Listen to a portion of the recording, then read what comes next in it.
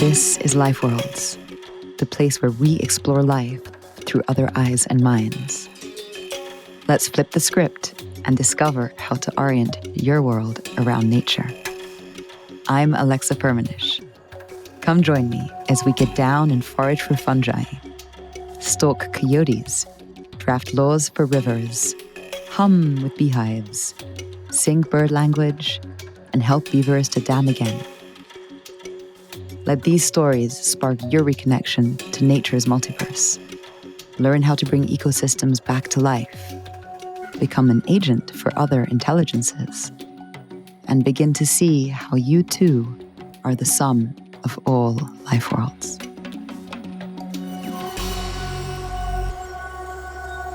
Hi everyone. I have been wanting and waiting to create an episode like this for quite a while. The realm of eco-anxiety and climate grief feels like a necessary complement to all the conversations we've been having here on Life Worlds, because it directly addresses the psychic terrain that will naturally reveal itself when we open up to the world, to the experiences of other species, and to feeling the earth in all of its wondrous intensities and textures. I think it might very well become my most intimate and naked introduction to any episode as yet on the show. And you might notice that this episode is also a little longer than our usual hour together. And I guess that this is because the subject of climate grief, of deep emotions, of the pain and the beauty of this moment in time, that all requires a special kind of attention from us. And this episode is here. It has as an intention to try and create signposts for this experience and to share with you that not only whatever you may be feeling is completely normal, but it is all necessary and part of the sacred act of waking up to life and acting on behalf of life. I've made sure that my conversation with our guest, Dr. Britt Wray, contains frameworks and real practical advice that you can carry into your daily world. The show notes are extensive, and I have a whole resource page on the website dedicated to climate grief where you can seek out practices, therapists, learning tools. So I encourage you to listen to the end of this episode, also where things get really rich, and to spend time after reading through it all if that is something that calls to you. So let's get into it. I will admit with you that I'm in the thick and midst of this myself. I cannot count the number of times I've grieved the earth, that I've collapsed crying on the floor. All the times this happens when I actually let myself feel the atrocities I see happening around me. Even headlines of distant lands where entire livelihoods are charred by wildfires scattered to the winds, and of communities who flee their homes because of severe droughts. These are humans I will never meet, and places I barely knew existed, and yet somehow I feel them intimately as part of myself. Sometimes it feels like a direct blade to the chest. I've witnessed old growth clear cuts that make your heart tremble, fumed on high streets watching people dash in and out of fast fashion stores and watching plastic tumbling out of landfill trucks. I've sat complicit in airlines grinding my teeth. I've written poems and eulogies, and I've grieved and laughed and cried again and commemorated and continued onwards. A cycle that is the least linear thing I have ever known. It feels to me like there's someone who I love so much, and that someone is suffering and slowly dying.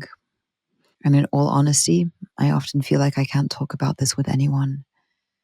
My road trip companions fall silent. People awkwardly shuffle around in their seats at dinner tables. Some platitudes may be uttered, and perhaps I'm not invited along again, maybe being seen as a downer on the group. And I get it.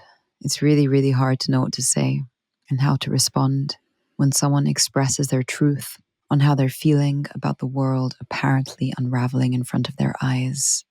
Yes, this is a time of extinction, disintegration, suffering, a loss of bearings that can be entirely disorienting and disquieting. But Grief, anger, frustration, confusion are all a healthy and sane and dignified response to the existential threats we face. On a very visceral level, people are feeling that the next decades and possibly hundreds of years will reveal a radically different Earth. One in all of its tragedy, but also, as I will emphasize today, one in all of its potential. One of my great heroes, the Buddhist scholar, environmental activist, and just badass elder, Joanna Macy, said it best when she wrote, "This is a dark time filled with suffering and uncertainty. Like living cells in a larger body, it is natural that we feel the trauma of our world. So don't be afraid of the anguish you feel or the anger or the fear, because these responses arise from the depth of your caring. Don't ever apologize for crying for the trees burning in the Amazon or over the waters polluted from mines in the Rockies. Don't apologize for what you feel. It is a measure of your humanity and your maturity. It is a measure of your open heart, and as your heart breaks open, there will be room for the world to heal." Within that, my friends, is the crux of the whole damn thing. We need to feel pain to feel the love. Grief points us towards what we care about, towards what is priceless, irreplaceable, irrevocable, towards the things that make life worth living, and that bring meaning to the infinity of space. I once wrote an article called Seasons of Our Souls, where I wrote that sadness is sacred. It is a homecoming. It takes our hands gently, firmly, and tells us, look here, look.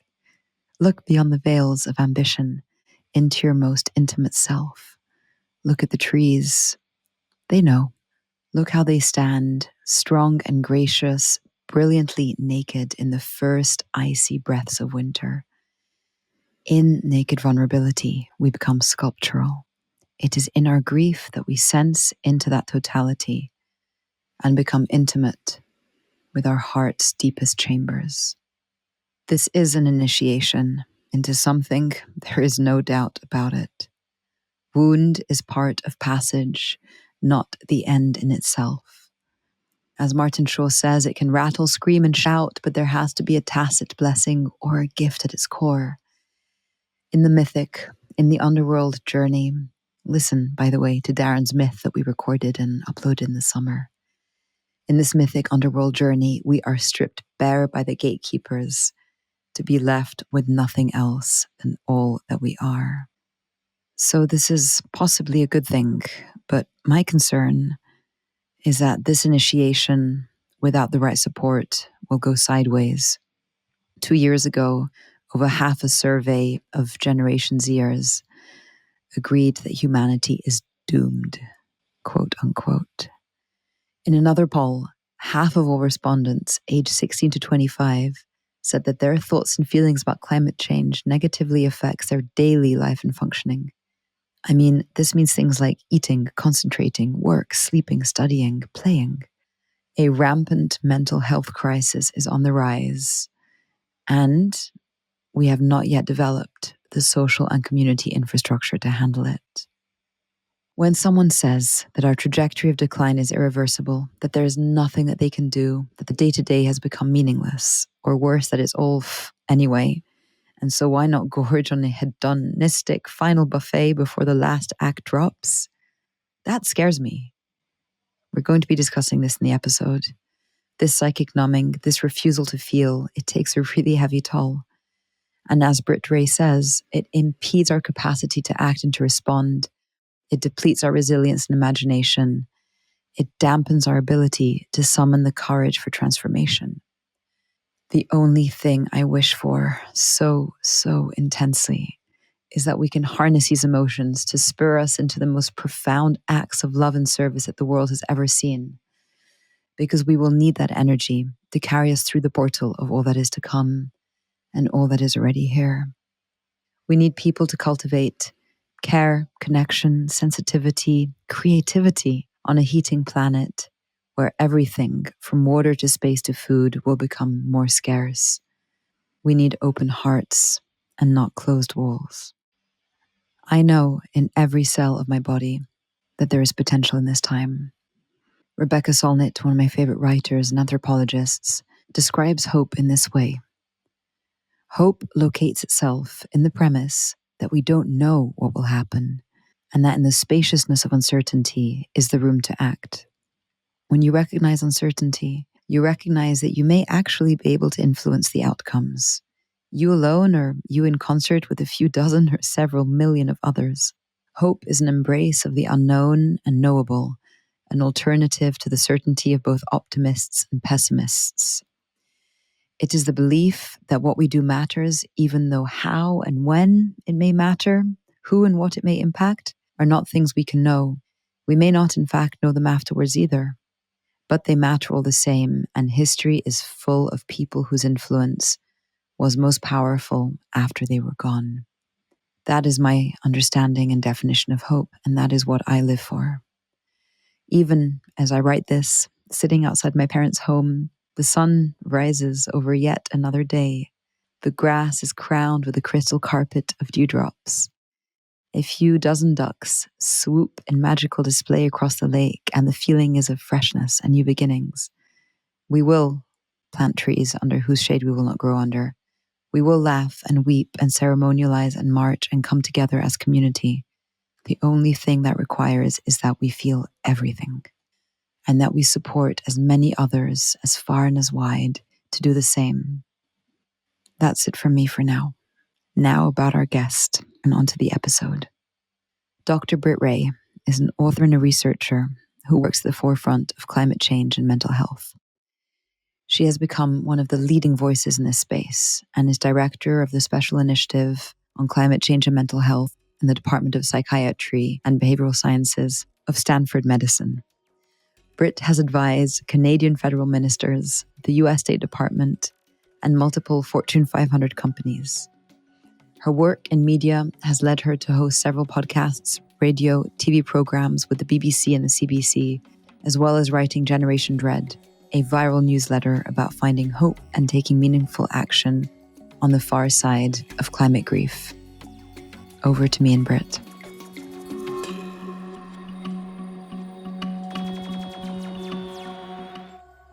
I would love to start us off with something a little bit unexpected. As I was reading your bio and your various works, this is something that people may not know about you if they haven't spent time Googling you, but you wrote a book in 2017 that was named one of the best books of the year by the New Yorker and Science News. You're actually wearing your science t-shirt right now, represent. Science is sexy, says the t-shirt. And the book was on de-extinction. It was called Rise of the Necrofauna, the Science, Ethics, and Risks of De-Extinction. So you're obviously incredibly well known now for your work around eco-anxiety and climate grief. But I'd love to understand why you wrote this book in 2017. I'm just really curious about the de-extinction piece and then how that maybe was tied already to the climate grief stuff. Can you just bring us into that a little bit? You did some impressive digging there, Alexa. Yeah, happy to share. So essentially, if we rewind to when I left home at 17 and went to university, I studied conservation biology. And for 4 years, I was thinking about the sixth mass extinction, biodiversity crisis, cared a lot about the non-human world, or the more than human world, as we like to say, and was very discouraged and frustrated and sad about the anthropogenic impact of our activities on that more than human world, right? That was my first bout of what I now understand to be climate grief, of dealing with endangerment and extinction of various species, and just complete disregard and lack of care from capitalist dominant society for these creatures. And fast forward a little bit from there, I end up going to art school. I go to OCAD in Toronto, and I do this interdisciplinary master's, and I get lit on fire with passion and inspiration for what this group of artists and designers are doing in a new field called synthetic biology. Because here we have these very bold statements from biotechnologists and engineers who say, we don't want to just do ad hoc tweaking of genes as we've been doing since the 1970s with genetic manipulation of living systems. We want to turn life into a substrate to control and engineer and bend into directions that are useful for us. So engineering organisms like microbes from scratch so that they can be biofuels or medicines, high value chemicals, things that we can put into detergents, whatever you call it. But also, perhaps going beyond just trying to rig up monocellular, unicellular things like microbes, we could move into complex life forms and we can start engineering extinct species back to life. So there were a bunch of artists and designers who were saying, well, if you're talking about designing life, why don't you actually involve some people who think critically around what design even means and what the societal ethical implications of trying to engineer life could be. Not long after, we got into the whole global debate around designer babies. We saw some rogue experiments in human embryos using some genetic manipulation tools. And it was fascinating to me. So I did a PhD in science communication focusing on synthetic biology, this other wave of following where my biological interests were, which was very different from the old school conservation biology.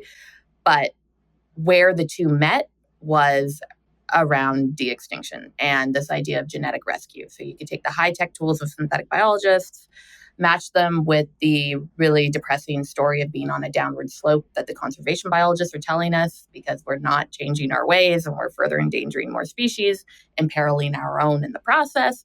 And here at this nexus is something fascinating, troubling, puzzling. Is it possible? Could it be beneficial? Can we ward off all the unintended consequences of what it would mean to try and recreate close proxies of extinct species that we have made disappear so that we can put them back into environments that are failing now and bring back their productivity? So things like the woolly mammoth, the passenger pigeon, the Tasmanian tiger, the gastric brooding frog, many other species were being explored. Let's put it that way. Not necessarily worked on and achieved, de-extincted, but certainly various modes of activity were on all of these different species. And I just went to write a book about what it means to be one of these audacious scientists who's trying to bring back life from the dead, quote unquote. Of course, that's crude. That's not what they're doing. They're creating new animals that just mimic extinct species. But so it was a way that my two biological interests came together, really. Look, it's fascinating. And I've been following this company, Colossal, that's doing this. I love that term that you used, genetic rescue. For me, de-extinction is a really interesting psychological way of dealing with collapse, where it's like, oh, but we can maybe bring things back that are gone. And there's a book, by the way, that I'm almost done reading. It's such a page turner. It's called The Venomous Lump Sucker. Have you read it? No.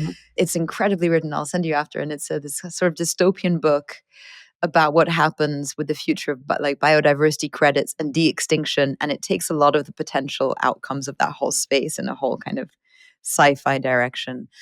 But I'm curious about the jump from, extinction and de-extinction to climate grief work. Was there a connection between those two things? There's certainly a through line. Of course, grief is inherent to the idea of extinction and loss and grappling with what it means to reckon with a world that we have irreparably damaged and changed, which we see in my present work a lot. But as it pertained to conservation biology and species extinction, I didn't interrogate the new technological field of de-extinction as a hopeful act as much as this is something that needs to be really critically examined because there's a lot of hype and promissory narratives around how this could improve things without actually addressing the root causes of the problem simultaneously and in earnest. And we need to have more than just scientists with well-funded labs at Ivy League universities weighing in on what it means to treat the biodiversity crisis with a techno fix and how we could make that a more robust solution, right? And I do see some parallel to ways that the climate solutions space also can get caught up in ideas about hype and technology coming in to fix this without a radical transformation of our relationship to nature and the ways that we are operating and organizing our societies and treating each other, which is a much deeper, more revolutionary type of change that's required. So there's that kind of a connection. But also, yeah, I think it wasn't super conscious. But of course, when I look back on it, there's a deep reflection between the two about loss, about what it means to navigate turbulent change. And although the first book didn't explicitly deal with emotions, it was probably priming the pump for my then gusher of emotions that would come later in the second book. Your second book is so brave, and I have never, I think, taken so many notes from a book and tried to fit them into a podcast episode. So I don't know how I'm going to do this. And you speak to this in the book a little bit, but before I started reading it, I noted down this question to myself. And I was like, eco anxiety, is that the right term? And I held that question as I read your book. You've even mentioned already in this conversation rescue, loss, turbulence, all of these other emotions, grief. Eco anxiety might bundle it into, oh, it's just an anxiety. And somehow I feel like climate collapse, ecosystem collapse is obviously a lot more, it's just deeply existential. And as you say, it can also give people a sense of like looming unease, right? There's not an imminent thing, but there's this looming sense that something is just so wrong. And so I'd be curious, because we're going to be using language as we speak in this conversation. What's been your experience around the term eco anxiety or eco grief as you navigate this terrain, both personally and professionally? It's a really good question. There's so many interesting threads to pull in order to answer it. First and foremost, eco anxiety and climate anxiety, which are rather interchangeably used. Of course, one relates to wider registers of environmental problems than just climate. That's the eco anxiety, and climate anxiety is specific to climate. But this is what the media and pop culture has really hung on to in order to describe this unease within so many of us today. And there are a few issues with it, including that anxiety quickly brings to mind a mental disorder. Many people will take away from that some kind of pathology, some kind of generalized anxiety disorder that a psychiatrist might give you a diagnosis for, and that you could actually dismiss with a pill or some other kind of psychological intervention. And researchers and clinicians in this space have stood up to say ardently, no, this is not a mental disorder. It is an appropriate and reasonable response to feel some anxiety about what is going on. Because as you say, there's just something deeply wrong with what we are facing. And so it's adaptive, right? It points out something that needs some attention and resources and mobilization in order to fend off the danger. So that's number one, is that it can confuse people and make them disregard its appropriateness and try to belittle people who are feeling it or self-expressing as being climate or eco anxious, basically saying they're mentally ill, so don't pay attention. Another issue is that many people who historically marginalized, oppressed, excluded groups, Black and Indigenous people of color, residents of the Southern Hemisphere who are disproportionately affected by the frontline effects of climate disaster already, have often said, climate anxiety does not describe what I'm going through. This is survival, yes, no, stress, terror, panic, trauma, grief, real loss. This is not some imagined hellscape of a future that I'm moving towards. I don't have the space to contemplate such a future because something is on my doorstep now trying to rob me of life, livelihood, property, security. And therefore, a more encompassing term to that traumatic impact would feel more authentic and reflective of the experience. Those are hugely important critiques to take seriously. And of course, I think it is not necessary to have a catch-all term that speaks to everyone's experience because we are not a monolith and we have intersectional identities that shape how we relate to these global crises. But it is helpful that crudely, there's something out there that can start a public conversation that rises above the surface. So it's not just an underground concern, but is something that world leaders and researchers, policymakers, activists can all roughly describe together, which so far has become climate anxiety. And it helps to propel a conversation, which is needed in order to affect change. So I'm not super against the term, but I do find it more helpful to switch over to climate distress, eco distress, this encapsulating umbrella, which can fold in the truth, which is that there are many co-occurring so-called negative emotions that a person can cycle through when confronting the climate and ecological crises. So yes, anxiety, grief, terror, panic, fear, sadness, rage, right? Outrage, anger, sometimes a sense of helplessness, guilt, shame, all these things.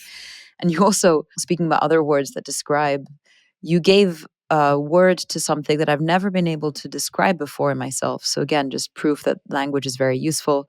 You spoke about this thing called pre-traumatic stress. And in your book, you write, I would see a beautiful picture of a coral reef or some other mountains covered with trees. And rather than thinking, wow, that's so beautiful, that's so awesome, you would think, oh my God, the ocean acidification will kill the reefs, and the marine life will die, and the mountains will be deforested. And it's been so interesting because the last, I don't know, years, it's the same where I'll see something so exquisitely wonderful and I'll just sort of fast forward into some weird version or some possible version of the future where that thing is like suffering or dying. So I loved, in a weird way, I love this term pre-traumatic stress because I'm like, yeah, I'm not in a country where people are drowning and dying. I mean, gosh, I'm so freaking lucky. But I am experiencing this pre-traumatic stress. And so that brings me to part 1 of your book. You have this awesome title and it says, Feel It All. I think the reason why I can experience this pre-traumatic stress is because I've allowed myself to feel a lot. I've cycled through these things more times than I can count. And you say the first crucial step towards becoming an engaged steward of the planet is connecting with our emotions, seeing them as a sign of our humanity, and learning how to live with them. It can spur us to action, and it's an adaptive response. So, Britt, why is it important, despite how challenging it may be, that we, quote unquote, feel it all? In Western society in particular, this is very crucial because there is a deep belittlement of emotions in our culture. There is a headstrong, rationalist, masculinist approach to dealing with life, which can be managed. And emotions that come up are extracted as artifactual noise. People are made to be feeling ashamed of them. They're feminized, they're weak. There's a deep, deep history from the scientific enlightenment until now that makes this so. And it not only denies what's really going on within people, because we actually a lot of, cognitive psychology, it shows us that we do make decisions from emotions. We're not just we're deeply irrational creatures, really.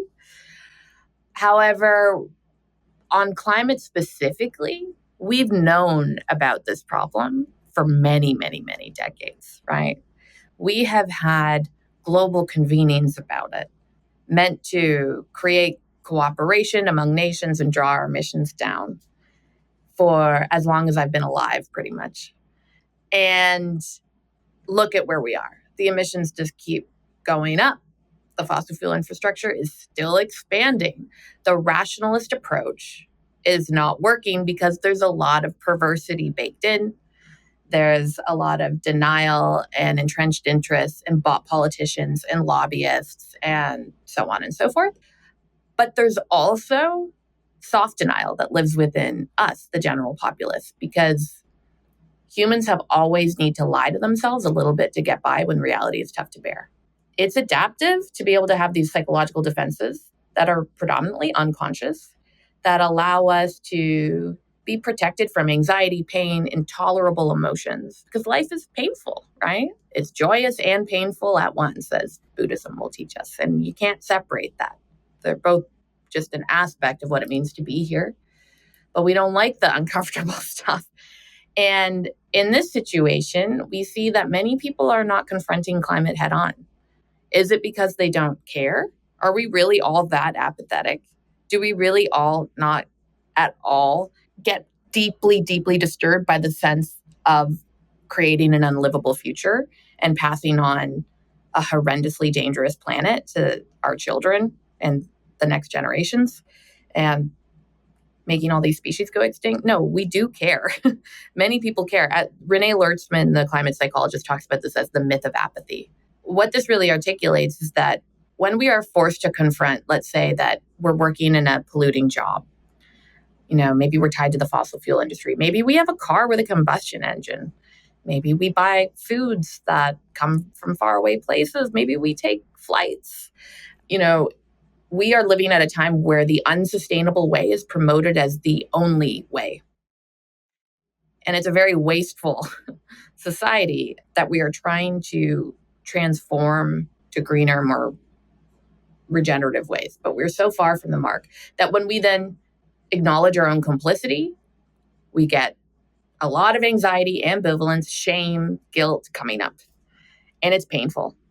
And instead of sitting with those emotions, learning how to name them, allow them to be there, sit with them long enough that their insights can emerge and we can actually reorient our lives around addressing those feelings, we thwart them. We shove them under the surface. We succumb to soft denial, to disavowal. This is what climate psychologists talk about, is having one eye open to the truth and the other eye simultaneously closed. So, we read about horrifying climate tipping points that we could be surpassing that will unleash cascades of unstoppable change. We believe that we must act on this immediately, mobilize all resources, get our governments into emergency mode. And then simultaneously, we don't think that anything that terrible will really come to pass because it's kind of unthinkable. And then we shunt that from our consciousness, put it away, and we hop on the next plane and go on living our lives and doing what's convenient in the present moment and feels easy or fun, joyous, what have you. So it's that being split and being stuck in the ambivalence and the muck of these mixed emotions without the emotional intelligence or wisdom or guidance to be able to feel them, and instead just try and get away from them as quickly as possible, that we see in our culture when people are not talking about the climate crisis at the dinner table, when they are not talking about it with their local representatives, when it isn't a lens through which they are seeing the world day to day, given how obvious the external danger of the situation has now become. So in all those ways, we really need to just be compassionate with ourselves and each other and create spaces, supportive ways that we can sit with the discomfort and the uncertainty about how horrific this may become, so that we don't get stuck in that stalled place where we just keep kicking the can down the road. Because as others have called this, the predatory delay of serious action on the climate means that we maintain our comfort in the present moment at the expense of the future becoming terrifying. And unfortunately, that's a really great way of describing how we've been acting on the climate for the last 40 plus years. Yeah, it's fascinating to me, the human psychology and how good we are at creating all sorts of mechanisms. And in this feeling it all, we're going to speak next about why actually feeling the emotions is deeply empowering and why we probably won't create a new future unless we can harness that kind of force. What you're referring to, I think, are these maladaptive responses, right? To feeling it all. I see kind of two main ones. There's either shutdown or there's overwhelm. Yeah. There's shutdown, which is what you've been speaking about. I've thought about it in terms of these Ds like doom, dissonance, denial, despair. You're calling it soft denial, myth of apathy. And in your book, you say, there are these different parts of ourselves that can create these lying relationships with each other. And, there's like 10 Alexas inside of me, and they're all like, well, this is fine. Well, no, this is not. And you kind of have this like inner council that's in argumentation. Or you get the overwhelm. I mean, you work in the activist space, so have I. I work in a biology, biodiversity, and climate lab. So you also see people who are on the front lines or witnessing the death of the beings that they work with on a day-to-day basis. And this fear and this dread, I think, knocks us out so much that one thing's shutting down and the other one is just becoming so overwhelmed that we can't act. And so before I move on to the positive, not positive, but the sort of empowering part of how people can hold these emotions and then different spaces that you've written about, just one question that came up as I think about the overwhelm piece. What do you tell people when they say there's a sense of inevitability, right? Like the earth is doomed, that extinction is a given, it's too late, we're at the 11th hour, my day to day is meaningless. Is there such a thing as a a right degree of panic or despair, or can people be overly pessimistic? For sure. Absolutely. Absolutely. It's very easy to be overly pessimistic about this polycrisis, if whatever you want to call it. I like that term. Encapsulates a lot. Firstly, I try to have compassion for those people because I've felt that. Haven't we all felt that? Yep. I mean, if we're being honest. Yeah, totally. The critical thing is to not get stuck there and to keep moving. But if it's where you are for a day or a week, you can be gentle with yourself. But there's far more nourishing stories to let in, which are also grounded in truth and not just hocus pocus, wishful thinking to try and ease your psychological state. So something that was very helpful and sobering and grounding and strengthening that I experienced from writing my book was interviewing many people and reading the accounts of many communities who long lived under the shadow of existential threat and on the knife's edge of having the security and safety and lives taken from them at any moment, whether it's because they're living under an authoritarian regime or they're the survivors of genocide, colonization, slavery, intergenerational trauma. You cannot argue with, let's say, descendants of the transatlantic slave trade, Jim Crow, colonial apartheid, who say, yeah, like what Olufemi Taiwo, a scholar of climate colonialism, told me when I interviewed him for the book. He said, yeah, what's happening today is neocolonial and not in any way just, and the future does look dire. But in fact, because of my ancestry and everything that we've lived through, it's in fact not as bad right now or looking forward than it has been historically for us. And so there is a sky is falling mentality that is precluded from that political position. And the same message would come up when interviewing a variety of different Indigenous leaders, especially because a lot of my work is focused on my own personal climate anxiety spike coming from the question of whether or not to have a child and bring them into this situation. And, reproductive hesitation is very mainstream now with our youth. And I think it's an urgent indicator of how hard pressed people are feeling. And it is a fallout from the institutional betrayal that we see on the climate as leaders, power holders are not doing what the science says must be done to protect young people's future. So it's a reasonable question that many young people are having when they say they're not sure if they want to have kids and bring them into this world. But when posing that to various Indigenous leaders, I heard many say, I have not heard anyone in my community asking whether or not we should bring children into this world over the climate concerns, because this is not the end of the world. The end of the world already happened, right? We've already lived through the apocalypse. And that was when white men came, took our land, wouldn't let us speak our language, have our traditions, took our children, separated them from us, put them in residential school, and created these cycles of ongoing intergenerational trauma. Like that is the end of the world. We've already strengthened ourselves and arrived here today on the other side of that. And so it's our responsibility, or it's my deep conviction that I need to pass on this long lineage of tradition to the future. And that's through children. And, these kinds of perspectives are just, wow. It just shows that the human spirit, what we're capable of, no matter how far against the wall you're pushed, there is always something more to fight for. It doesn't ever disappear.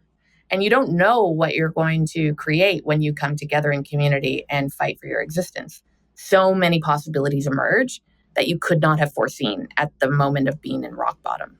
So the climate system is also part of a bigger interlocking set of complex systems. And we humans are not sophisticated enough to understand exactly how our actions are going to pan out in the future.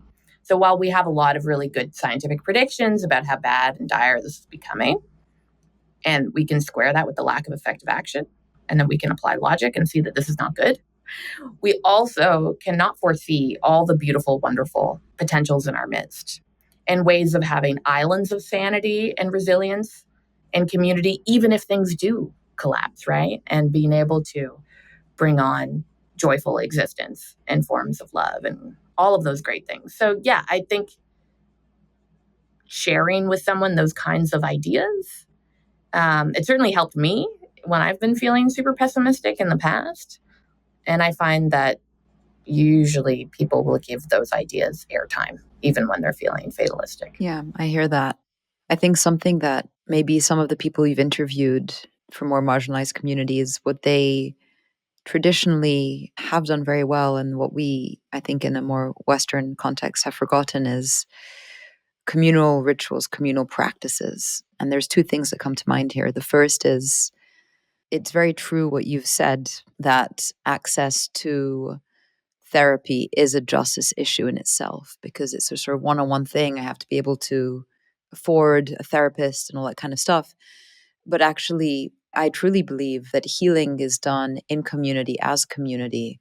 And as we see an increasing amount of humans experiencing very adaptive and very fair, as you said in the beginning, forms of grief and terror and all of the emotions, anger, there's a need for non-experts and for communities to hold these processes and do that together. And that's kind of the second part, which is I've been trained in some of Joanna Macy's work, and I also did the Good Grief Network. There are 10 steps.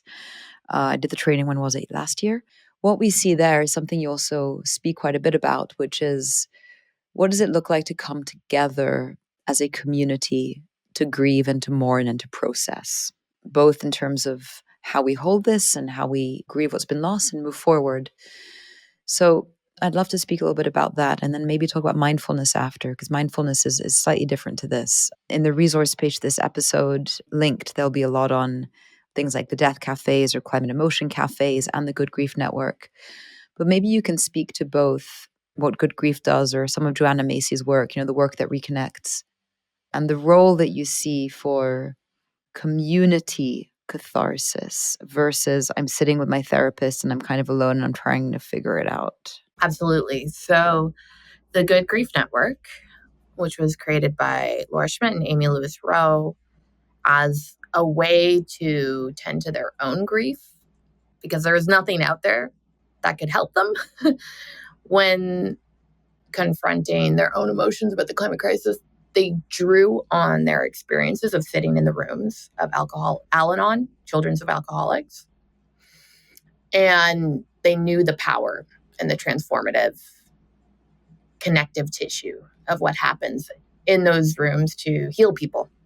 Particularly, Laura created a master's project where she unpacked how this AA approach could be applied to climate grief and anxiety and came up with a 10-step program that moves people through different thematic pillars week by week for 10 weeks. You sit in a Zoom room with strangers who you create this safe connective bond with over that time. And I think the first theme is confront the mortality of all, like the mortality of yourself and of the impermanence of things, essentially, of living systems.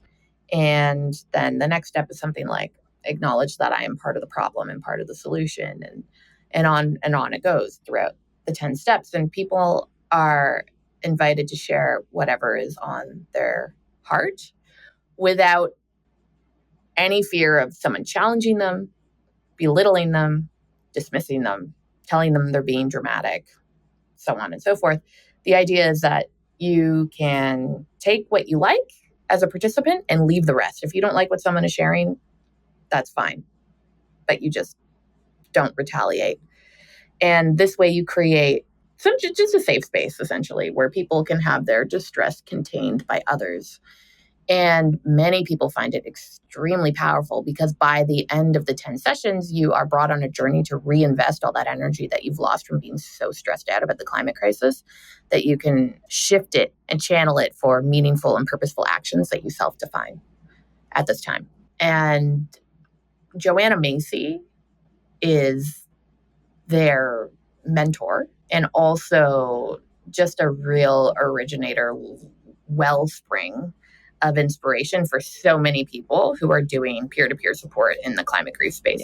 Yeah. And, she's brilliant in the work that Reconnects is all about helping us touch grief, helping us move in towards the danger and the pain because there is that paradoxical truth that when you touch the radical vulnerability of things, you are brought more alive in the present moment. Joanna Macy is like one of my living idols. You know, they always say, like, if you could have dinner or whatever with someone, who would it be? As you say, she has this honoring our pain, seeing with new eyes, going forth.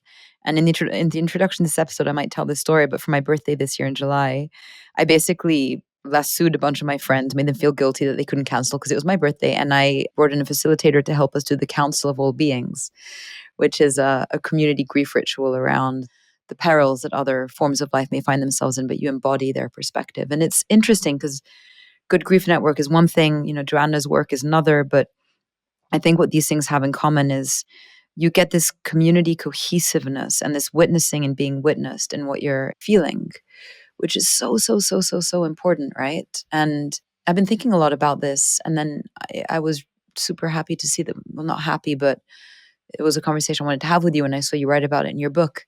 You know, you said we're losing species, glaciers, landscapes, food and water, etc. There's no norms or socially organized ways to process these losses. And you mentioned with AIDS, it was this conscious creation of public acts of mourning, public testimonies and eulogies, funerals, memorials. And then you say mourning is more than movement through grief. It is a way to mobilize, standing with community and ritual. And I'd never thought about this, but in the ways that there was this public mourning around AIDS that actually helped us mobilize, I would love us to see, you know, I would love to see us create these community rituals around extinction, whatever it may be, to also be part of mobilization and having communities just be with each other again. Exactly. And we are so starved for rituals and communal permission-giving spaces in which we can grieve. These difficult emotions, we always seem to want to bypass them when we're in public or when we're together. So we are in the business now, not literally business, but it is our task to create new norms for experiencing grief together. And there is so much inspiring history that can show us how great the co-benefits can be for the climate movement itself and not just for people's own psychospiritual movement. So yeah, HIV/AIDS activists brought it from being this epidemic that was killing mainly marginalized people, right? Queer folks, drug users, to something that the president of the United States could not ignore and had to name an epidemic. And it was through getting loud and putting on drag shows and protests and disruptive artistic exhibitions. And there is a real cost to not talking about things loudly, because when we don't proclaim and show the grief of our losses, it means that they don't matter that much. And so they remain unnoticed and undealt with. Black Lives Matter, right? What have they done? Say her name over and over again, right? Like Breonna Taylor. So many other people, of course, who have unfortunately lost their lives because of police violence. It has been a tactic not only to help people mourn collectively, but to point out that these people and their lives mattered. And therefore, pick up your sign and join us. And this is what I mean by it being more than a movement through grief. It's a platform that you can extend to others to join you and mobilize. And so in the book, I write about this group in the UK who created something called Remembrance Day for Lost Species. And they wanted to create a funny kind of time out of time, as they say, where we could come together and mourn the fact that humans are killing all these beautiful creatures. And they would create effigies for specific species on specific years and read poetry and march in the streets and do parades and have bonfires and light the effigies and then send them into the sea or what have you, something ceremonial, in a country and culture that doesn't do that around anything. As their founder, Persephone Pearl, said, you know, they've been raised to only think about shopping for birthdays and Christmases and things like that as ceremonies, which is just very, very starved. And so the idea is to then follow what they've done. Hey, that started out as an esoteric gathering in 10 or so years ago, and it has since grown to be a global movement where in November on the 30th of every year, there are many, many dozens of chapters around the world doing this.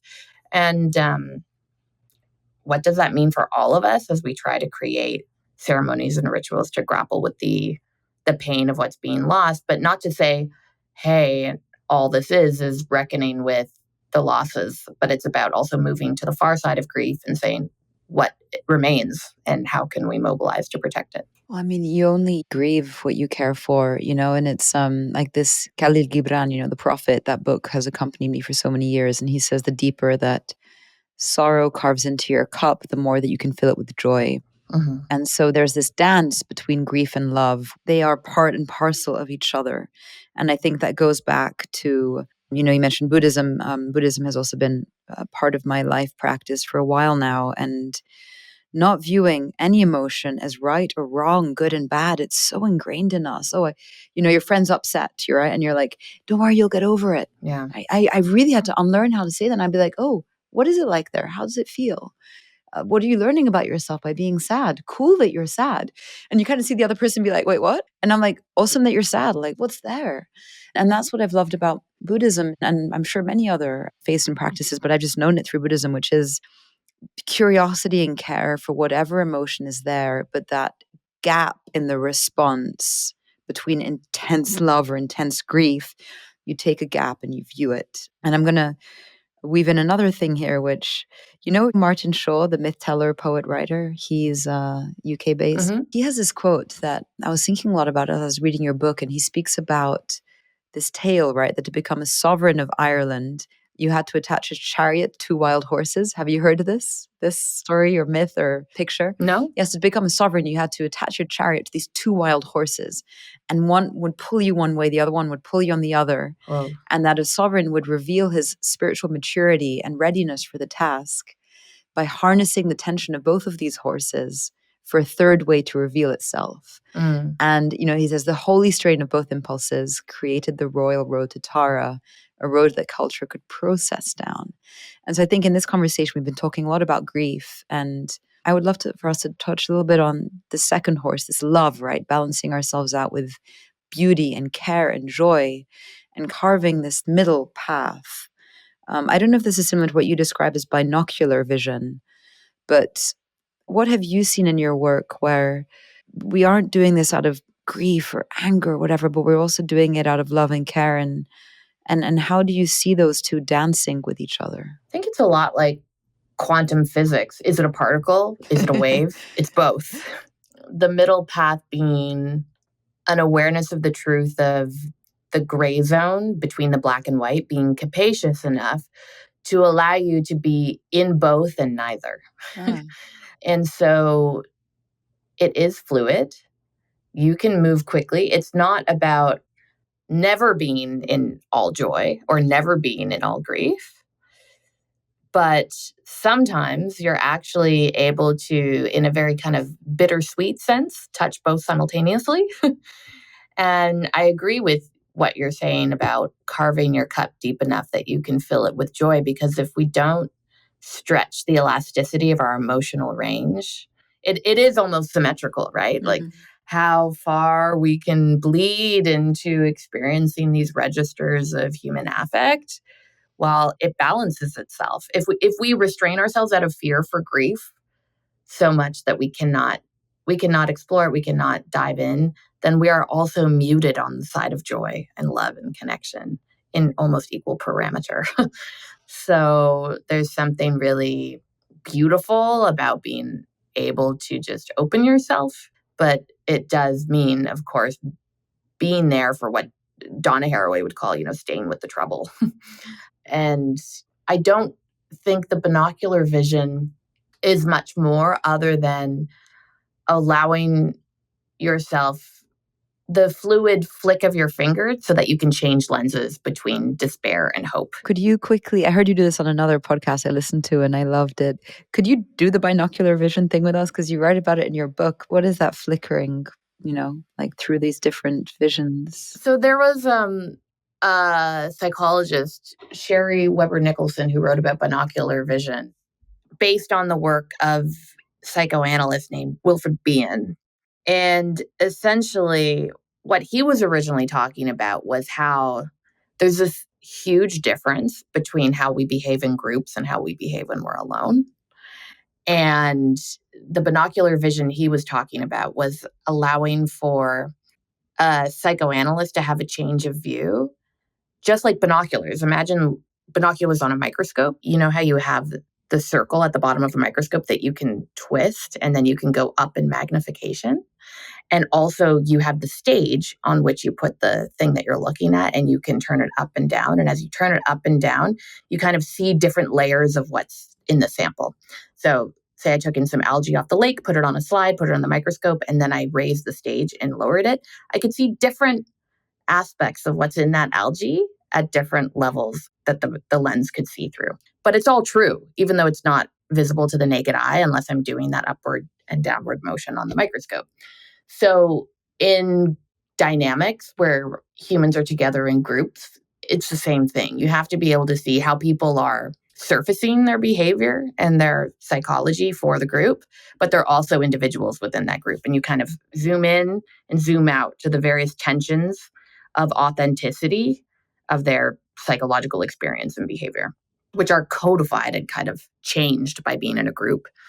And then extrapolating from all of that to where we are now, I see that tension of being able to zoom in and zoom out of the same substrate on that microscope, being that at one level, we can feel the despair, the pessimism, the fatalism, we can get overwhelmed and have that be maybe rooted in an accurate read of some of the scientific implications.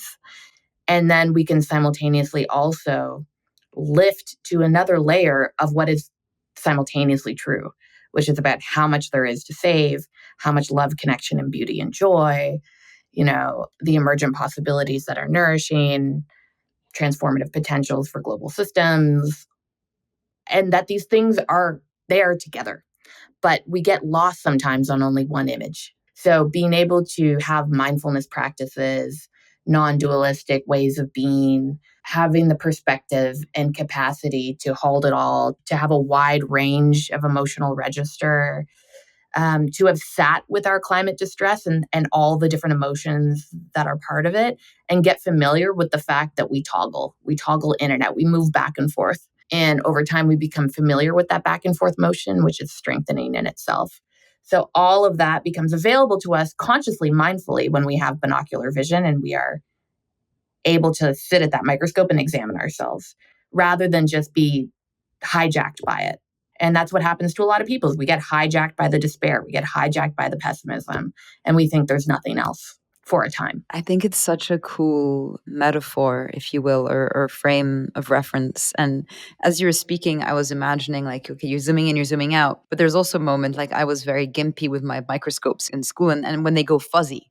And I actually think there's also like in that fuzziness where you're not in either of those visions, it's all messy. And I think that for me, you spoke about complex systems is like, we have no clue about what's going to happen, about the emergent phenomena of so many people caring, so many people coming online. And one of the other people I respect immensely is Rebecca Solnit, and she wrote this little book, Hope in the Dark, about possibilities. And I think you referenced her somewhere when I was reading you. And her definition of hope, I always was like, I don't believe this word hope. It kind of seems like fake optimism. And actually, her definition of hope is what I resonate with, which is for me that fuzzy microscope vision, which is we just can't know what anything is going to lead to. And in that unknowing, in that complete sheer unpredictability, is so much pregnancy and potential.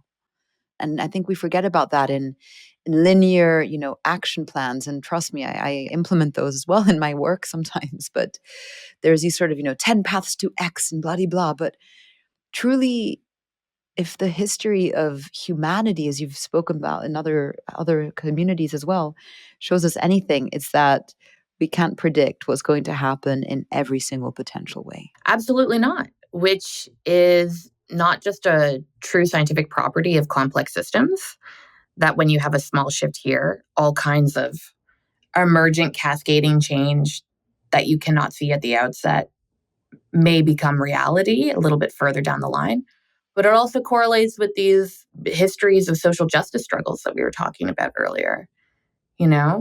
People who are fighting for their existence and their community's ability to thrive in the future at the outset could not possibly know that they would be able to prevail or understand the emergent politics of a civil rights movement or what have you.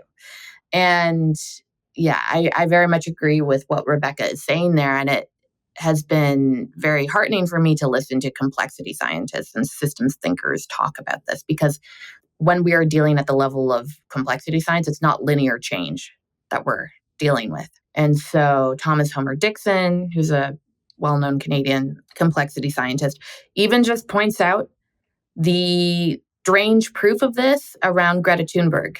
Because one day, a few years ago, there was a 15-year-old Swedish depressed girl who went to her parliament with a sign and sat alone, saying school strike for the climate, because she just could not take it anymore, that there was no action. But she didn't have a lot of friends. She wasn't an organizer. She was just acting on her moral conviction. And who would have possibly thought that such a humble action taken from a child in a country that is by no means insignificant, but not a world-leading power, would end up creating a global movement of not only students striking for the climate in the millions, but she would be invited to speak at the highest levels of government, at the UN, at the World Economic Forum, having meetings with prime ministers and presidents. And that is just an absurd thing to predict from that outcome.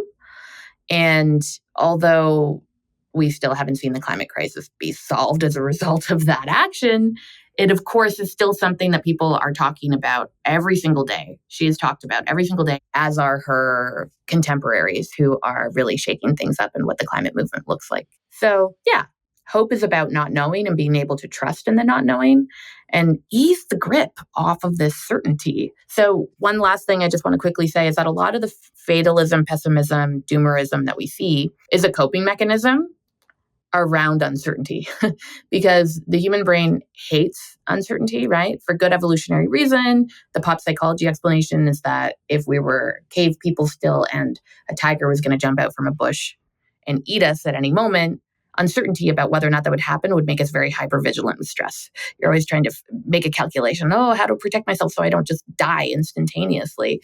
So we like certainty. We like to move with a certain element of control. However, there's a lot of uncertainty about how tumultuous the climate system will become, how nations will respond, when, how our families will be affected, and so on and so forth.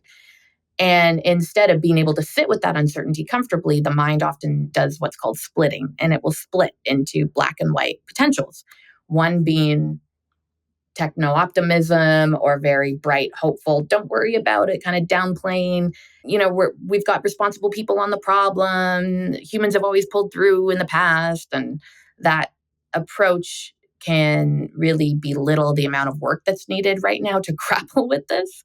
And it leaves many concerned people feeling somewhat abandoned. And then on the other side, we can go full black.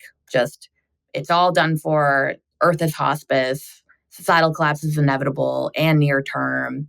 Doomism, you name it. But the thing is that then at least you can land your feet somewhere that feels certain, right? You can rest because you know what's going on. You're not in that hypervigilant space of waiting for the tiger. Like, I don't know what's going to happen and how to react here. And so what we have to do is learn to sit with the uncertainty, which is what the Good Grief Network and Joanna Macy are also really great at helping people do, is sit with that uncertainty and whatever emotions of difficulty that might bring up, and then integrate them and hold that tension and live in that gray space and be in that third path, essentially, that you are referring to. And that third path, I know we're almost at time. There is one question I absolutely must get to before we close. For me, that third path is a little bit held in the name of this podcast, Life Worlds. And you referenced it in something you wrote, which is, you said, we're being summoned to a story of reconnection, love, and re-enchantment with the world. And in a way, stopping to notice the beauty and the intelligence of creatures beyond our smaller human sphere. That is the work of sincere, profound connection. And so for me, that third path, because I veer through all sorts of stuff emotionally all the time, I'm like a gooey mess. But that third path, for me is the Life World's name, which is this world is so freaking beautiful, even now, every single day, no matter what. Can we learn to see that and just have that be our base of operation? And so the question I want to get to is, for you, what is that third path? I know that you're doing this work at Stanford. I would love for you to share before we close the episode. Where are you taking your incredible articulations and heart and mind in your next steps? What should we be looking out for? Where are you pouring your energies? Thank you for the layup there to share some of the work we're doing. So I'm very excited about some work that we're doing in New Orleans with community members there and community health workers to support residents who are dealing with frontline climate disasters and still talk about the world in terms of there was life pre-Hurricane Katrina and post-Hurricane Katrina, which was such a traumatic demarcation. 2005 is when that storm happened, and they've, of course, had many hurricanes since, and they're dealing with sea level rise and tornadoes and heat waves and all kinds of things. And the people that we're working with are also dealing with systemic racism and historical marginalization and health inequities from the climate impacts. And so, what does it mean to work with community members who guide a process of co-creating a community-minded healing intervention for climate traumas and distress? And we've done a pilot project around these climate conversations.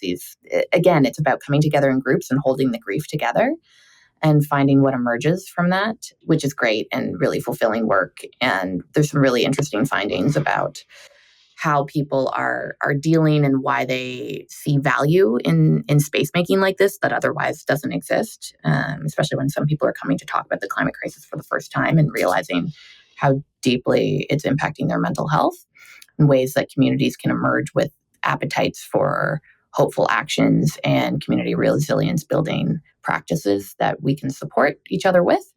And when I say we, I mean academic community partnerships, how the academics sides can come in with research capital to support that work that they self-define and want resources for. And then I'm also really excited about in early days of creating a climate distress intervention for youth specifically. A lot of my work the last couple of years has been focusing on understanding the problem, measuring the problem, looking in different populations and samples around the world to understand what climate anxiety looks like. But now I'm really going into the intervention space to try and bring about community-based solutions. We've got this new initiative focused on climate change and mental health in the medical school at Stanford, just launched a couple months ago. If anyone out there is doing community-minded public health approaches to dealing with climate traumas and climate distress and wants to be in touch, I would be delighted. So is your idea that you're both gathering existing approaches that are out there that people are doing and bringing them into a repository of knowledge that's maybe housed inside of Stanford, and you're going out and piloting approaches with communities that you can then create a blueprint from that can be brought to other communities? Is that kind of the two main areas? Yeah, exactly. Like on the former side, we're doing reviews of existing interventions and things that people are using that seem to be working, understanding why. And then secondly, by doing site-specific work with particular communities, we hope to create findings that give us lessons that we can spread to other communities, even though, of course, everything needs to be adapted and specific to the needs of the people in any one place. Okay, awesome. These are things that I will follow up with you on and put them into the show notes and onto the Life Rules resource page so people can easily find it. We don't have to get into it now. Oh, nice. Thank you. Britt, there are so many other things I wanted to speak with. Maybe we'll have another conversation. Obviously, having a child is something that was a big part of your adventure. We didn't get to this now. And yeah, there are other very interesting psychological responses that I've been tracking, things like eco-terrorism. And I think there's a lot more to get into here. But in the space of this conversation, we'll end it there. I'm a fangirl of what you're doing. So seriously, thank you for giving voice in such a wise way to a whole movement. And I know that mustn't be easy to also become representative of something so massive. So I really hope that you, and I'm sure that you have a lot of inner resilience to hold all that as well. Thank you so much, Alexa. Thank you for the care that you put into this conversation and preparing for it. And you have a really delightful presence. It was really nice to hang out with you for this last hour. And yeah, please be in touch anytime. I'd love to. So let's end there, my friends. I will leave you with a question from Britt. Are we going to let our feelings overrun and deplete us? Or are we going to use those feelings to overrun the systems that are making us so unwell? I know what I'm choosing. I choose active hope, where we come from gratitude, where we honor our pain, where we learn to see the world with new eyes, and then we go forth gloriously, gloriously. Be well, and please reach out to me if this has brought up anything you want to comment or talk about. I'm here with love.